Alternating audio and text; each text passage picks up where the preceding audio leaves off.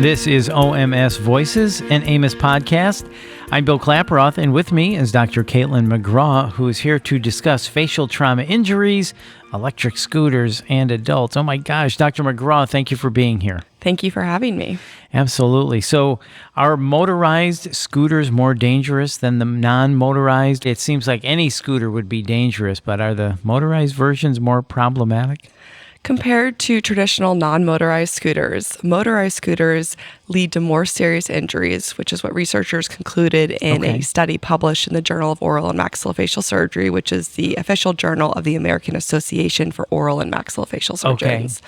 The hospital admission rate was actually higher for motorized scooter injuries, about 4 times that of non-motorized scooter injuries. Oh my gosh. Well, I imagine you're going faster, you're probably not paying attention, and if it's an adult, maybe you're not as good on your feet anymore. Maybe you're 45 or 55 years old and you're not able to jump off and save yourself, I guess, if something bad happens. So speaking of that, I just mentioned, people that are older. Is there a specific age group, though, that experiences more serious injury as a result of a motorized scooter accident? Collision speed or fall height may explain the head trauma observed in adults, and this high speed and force could lead to a number of fractures, the study notes. In addition, standard half helmets provide limited facial protection, and quickly slowing down can result in the rider actually falling over the handlebars. What is a common type of serious facial injury? One of the most common injuries to the face occurs when the bones are broken. Fractures can involve the lower jaw or the mandible, the upper jaw, or also known as the maxilla, the palate, cheekbones, which are called the zygomas, the eye sockets or the orbits, and a combination of these bones. In many cases, lacerations and other soft tissue injuries accompany fractures of facial bones. Additionally, teeth can be injured and can compromise the way the teeth come together, which is known as occlusion. Injuries to the face can affect sight, the ability to breathe, swallow, and even chew. Treatment often requires hospitalization. Yeah.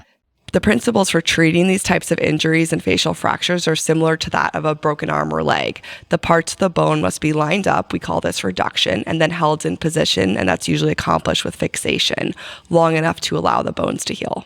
So question, oral maxillofacial surgeons, you were just mentioning cheekbones, eye sockets, other things like that, and OMS is capable of treating all of these areas? Absolutely. Oral and maxillofacial surgeons are the experts in facial reconstruction. So are there steps being taken to help avoid these types of serious injuries? So there are rules and regulations on motorized scooters, but they do change and vary by state and city. And few states limit age of rider and speed.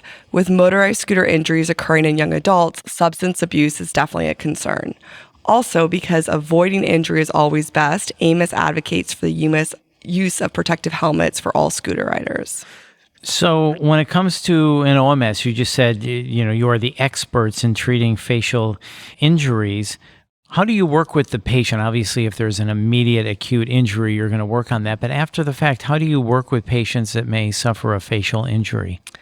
Well, it's really the type of injury that dictates the timeline in terms of treatment. So soft tissue injuries are often addressed right away, but there are several bony injuries that we actually treat in a delayed fashion. So we wait for the swelling to start to improve, and then that's actually when we intervene operatively if indicated. Right. And then if there's options for the patient, you'll discuss with the person at that time? Absolutely. We work with other providers, other treatment experts in various fields to provide coordinated care as indicated. Yeah, because they could have other medical injuries as a broken arm or whatever, things like that. You're kind of integrating all of that in there. Wow, this is really fascinating. Dr. Magraw, is there anything else we should know about injuries due to scooter accidents? Well, I think what we've seen in Portland, Oregon is there's a large association with injuries that occur when scooters are used later in the evening, which suggests there might be a role for some substance use playing a role in these injuries. Right. So I would avoid the general public to try to avoid using any scooters, especially after indulging in any substances. Yeah. Because obviously there's an increased risk for an accident and therefore injury. Absolutely. And are there any other tips for riding these scooters, such as, mouth guards, face guards? guards. I'm just trying to think, are there any other precautions someone can take before they get on that scooter for that ride? We definitely recommend protective use of a helmet if possible, and then just trying to ride safely. Sometimes we see multiple people on a scooter or driving down the middle of the road. Yes, so just trying to be very careful about how that scooter is being utilized is incredibly important. Yeah, the two people on a scooter always looks, tenuous. Like, oh no, don't do that. Wow, this is great. Anything else you want to add about facial injuries at all?